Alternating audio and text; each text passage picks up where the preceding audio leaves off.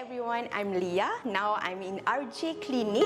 Okay, main purpose I'm come here, that doctor suggest me to do a nose thread lift, which is a minimal invasive procedure and will help to augment the nose.